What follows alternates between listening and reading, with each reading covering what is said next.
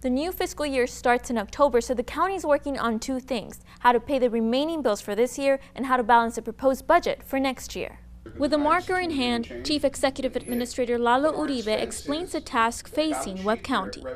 We're going to have to come up with approximately $7 million just to close out this fiscal year. Uribe explains the county had overprojected revenues last year. They spent too much and now have to figure out a way to pay up before the fiscal year ends at the end of September.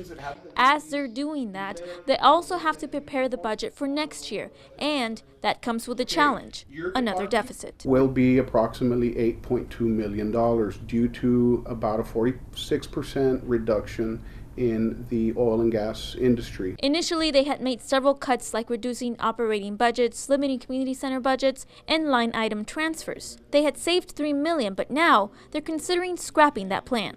The proposal that I do have calls for cuts of about $6.7 million.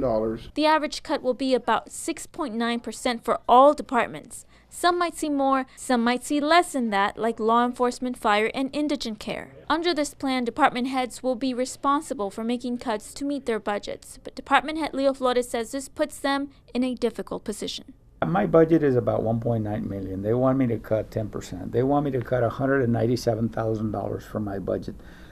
My operations alone is $78,000. So if I cut my entire operations, which is, of course, is not practical, I'm still left with about $120,000 that I must cut. From where? Then they want me to go to my personnel budget. That means I would have to cut about 5 employees. According to Uribe, some departments could meet their upcoming budgets by making cuts to their operations, cutting current vacant positions, or taking unused part-time money. For now, this newly proposed plan has not been approved, but one thing is certain: changes and tough decisions will have to be made. One way the county is working to cover their $7 million in remaining expenses for this current fiscal year is by drawing $3 million from the general fund balance. That was approved on Monday.